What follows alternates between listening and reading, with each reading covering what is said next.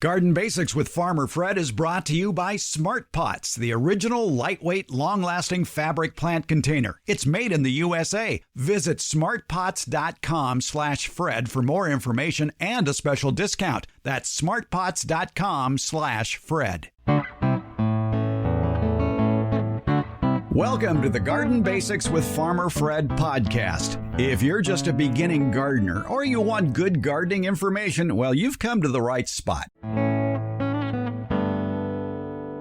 Fabulous Fruit Friday is back on the Garden Basics podcast. Sponsored by tomorrowsharvest.com, fruit tree expert Ed Livo will tell us about one of the tastiest cherries that you've probably never had, but you need to try, and it's now available. It's an old heirloom variety called the Black Republican Cherry. It's a sweet piece of fruit that has a good story behind its name as well. Stink bugs love your garden in spring and summer. We have tips for controlling this widespread pest of fruits and vegetables. Also, how to attract birds to your garden to do battle against the bad bugs. It's all on episode 82 of the Garden Basics podcast, and we'll do it all in under 30 minutes. Let's go.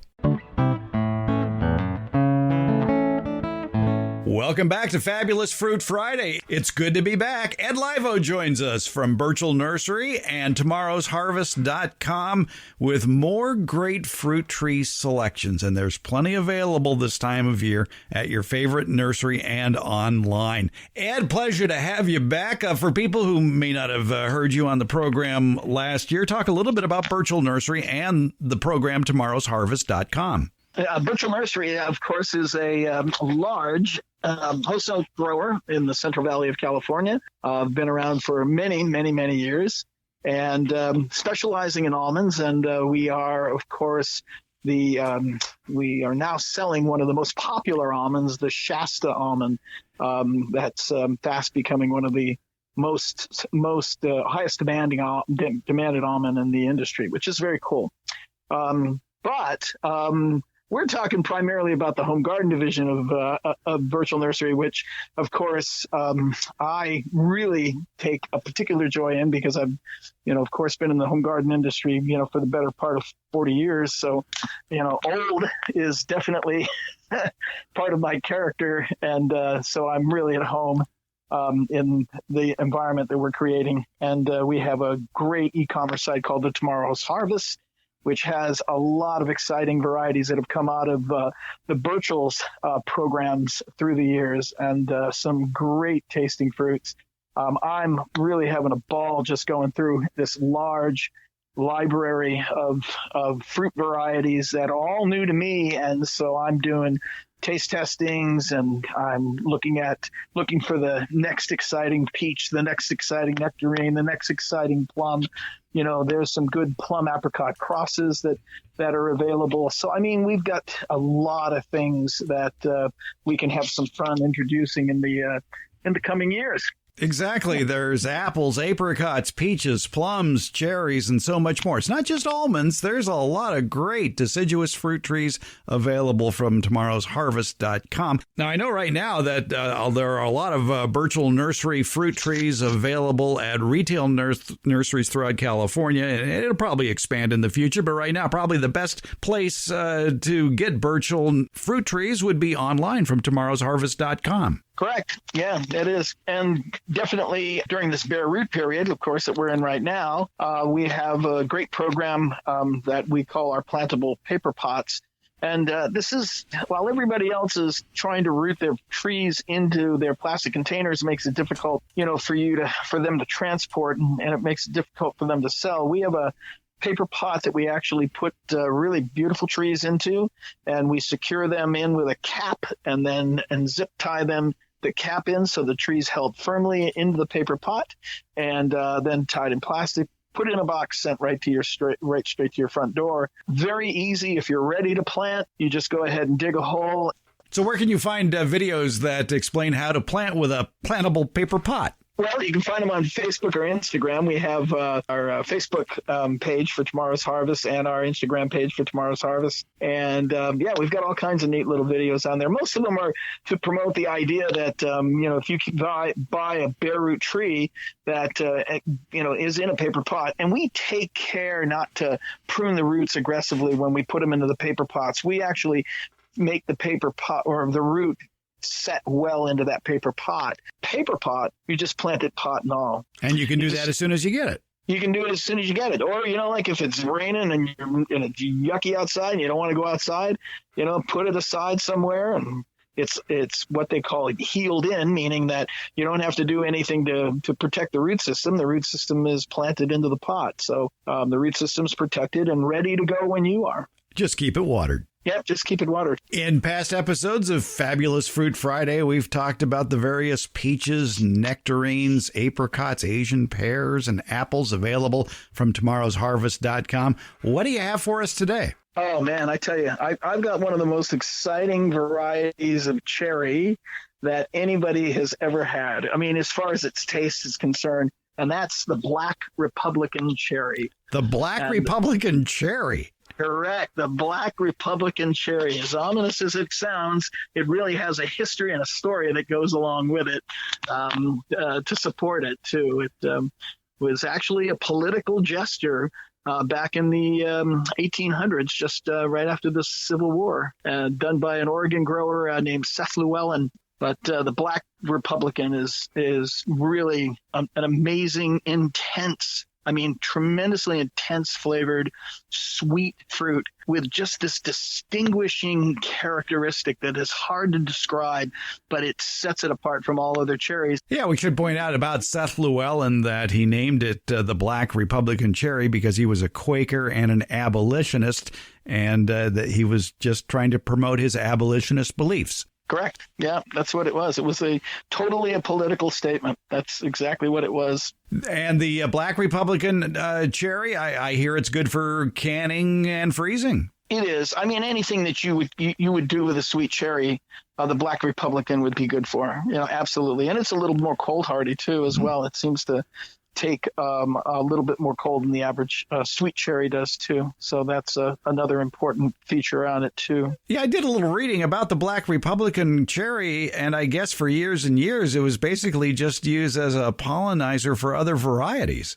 Oh yeah, it's a tremendous pollinizer. It pollinizes all the popular varieties before the new hybrids have come out, because the new hybrids are almost all of them are self-fruitful, and so of course they don't really need a pollinator anymore. But at one time, Black Republican was like a universal pollinator. Black Tartarian took its place, but of course there are some who believe that Black Republican may very well have Black Tartarian as a parent. It is a variety with a very interesting history and an outstanding taste. As you can tell, Ed loves it, and a lot of people do, and now it's back in circulation. Yeah, it is. And I think that's really, really, really cool because, some of these older heirloom varieties, they kind of fell out of favor only because new varieties came in and just overshadowed them. They didn't necessarily fall out of favor because they weren't good. Maybe the characteristics that the growers at the time were looking for were maybe a different size in that time period, or they were looking for, a little different color, that became popular, like a lighter red or something like that. And a lot of times they get overshadowed. These varieties don't necessarily warrant being excluded or lost. They just kind of get forgotten. And I think it's important, California rare fruit growers and so many other great collectors, are kind of responsible for keeping these trees alive. And thank goodness that they do that, because to lose some of these really incredible varieties would be definitely a tragedy. I like what the University of California, Davis, their Foundation Plant Services, in their Prunus Encyclopedia says about the Black Republican. Revered for its exceedingly rich, sweet, intense, distinct black cherry flavor, both the deep purple color and distinct flavor carry through in black cherry ice cream or yogurt. Some say the flavor is earthy with notes of rosé, almond, and herbs. I wouldn't disagree with that at all. Folks, you have an idea what Fabulous Fruit Friday is all about here with Ed Livo from Birchall Nursery and the tomorrowsharvest.com fruit tree program. Visit tomorrowsharvest.com. Find out more about all the fruit trees available. You will be amazed. Listen to us on Fridays, and Ed will give us a fabulous piece of fruit every week worth having in your backyard orchard. Ed Livo, thanks so much. Hey, thank you, Fred. Always a pleasure.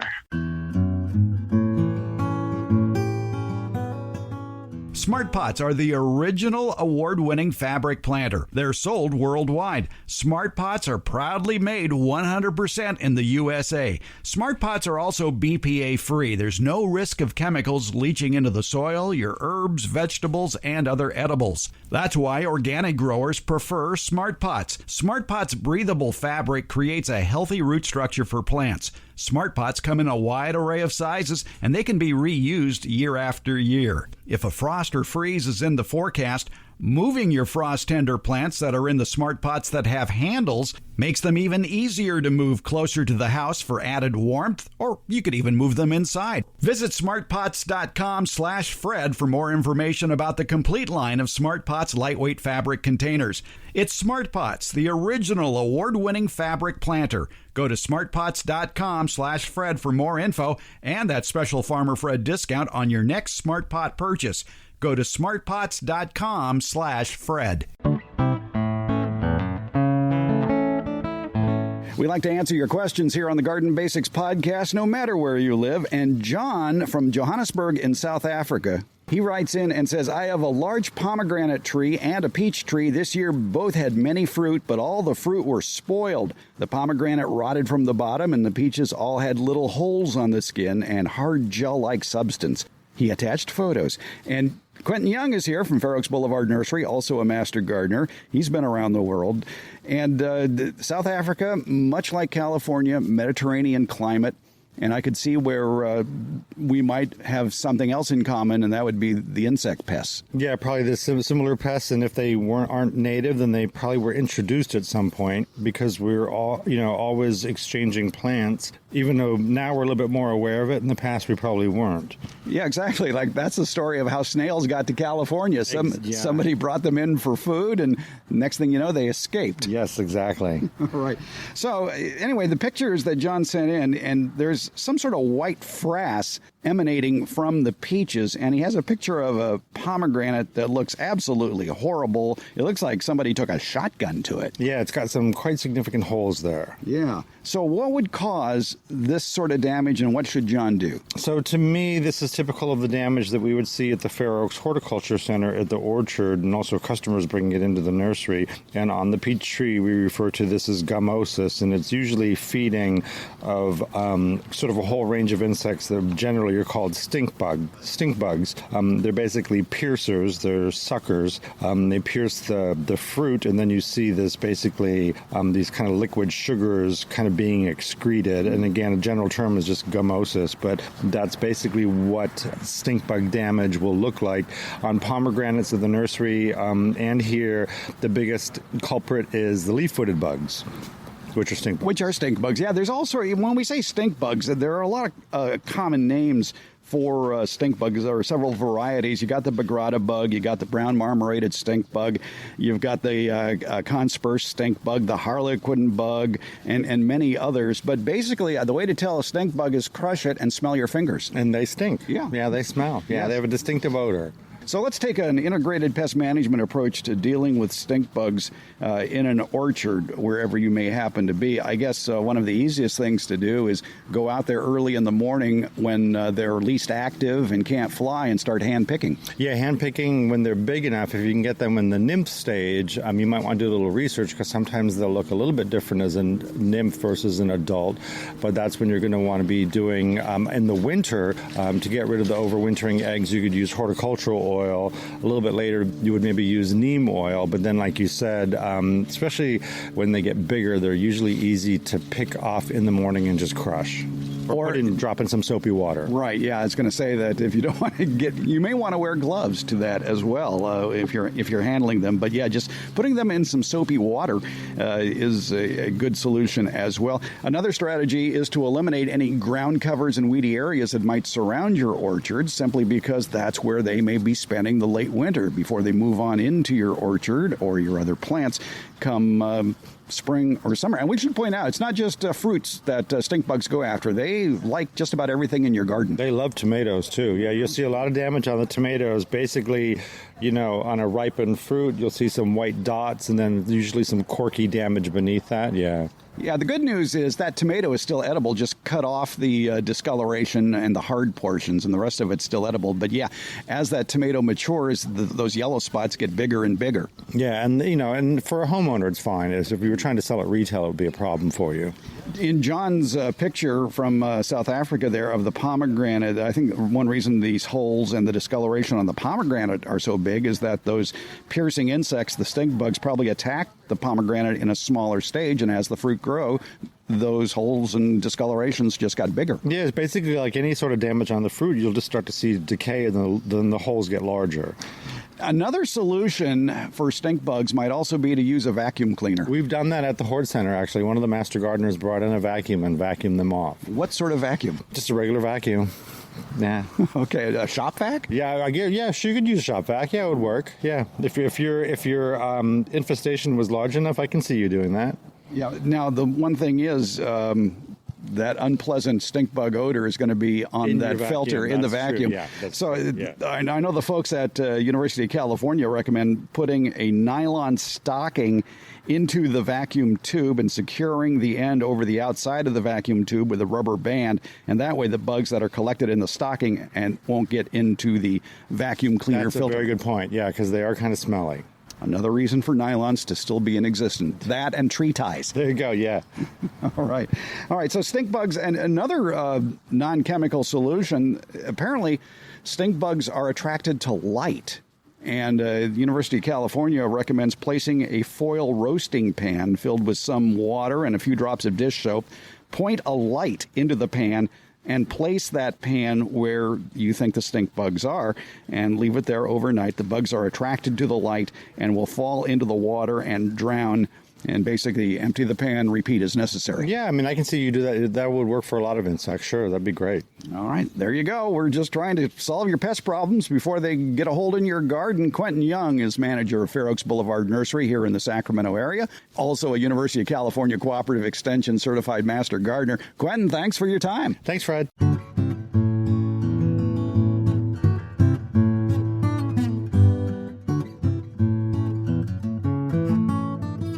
The warmer weather means that fruit trees and berry bushes will soon spring to life with the promise of tasty, nutritious, fresh fruit for you and your family. So what are you waiting for? A website for more information?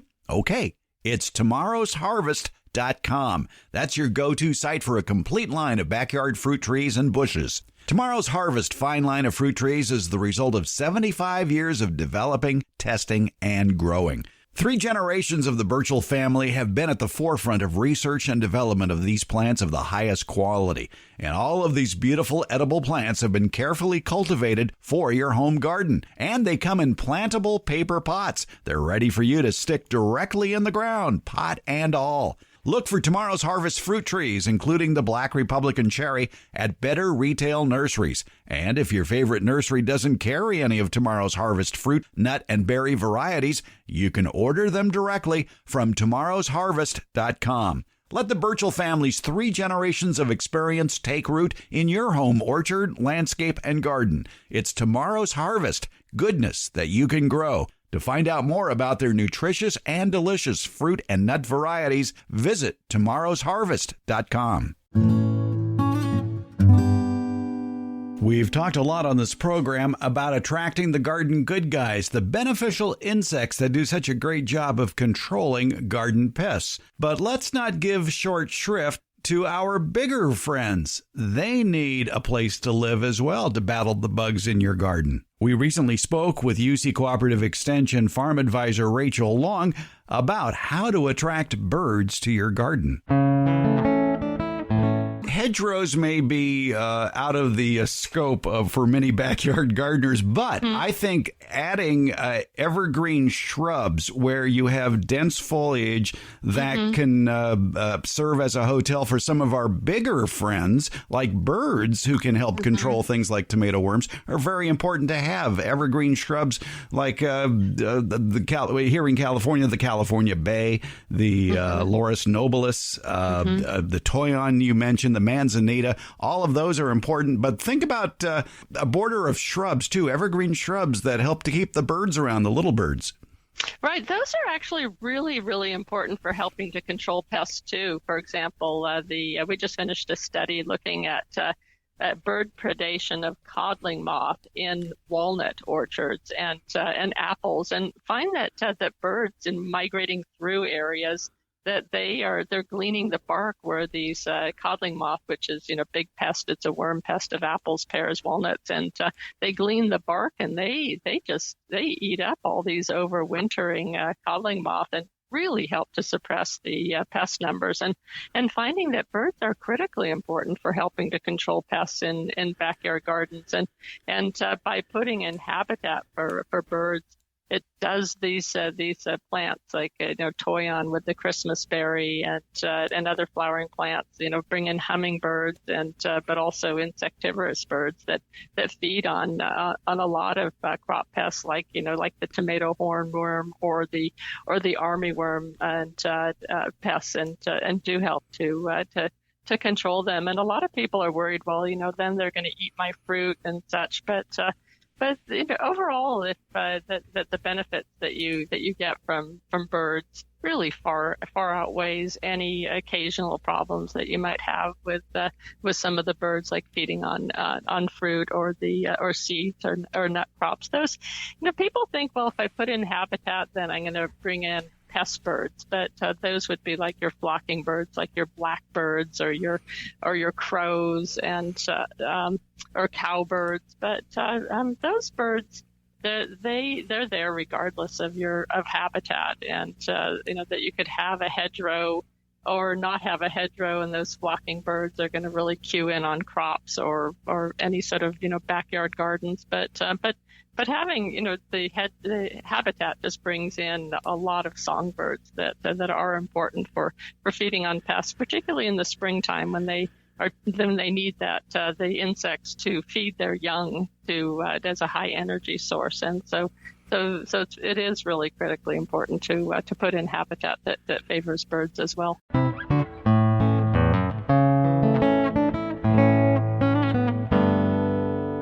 The Garden Basics with Farmer Fred podcast has a lot of information posted at each episode.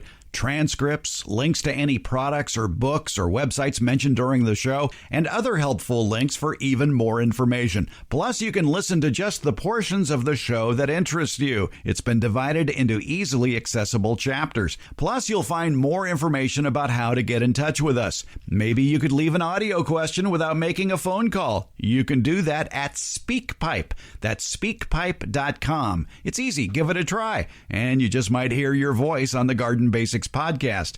If you're listening to us via Apple Podcasts, put your question in the ratings and reviews section.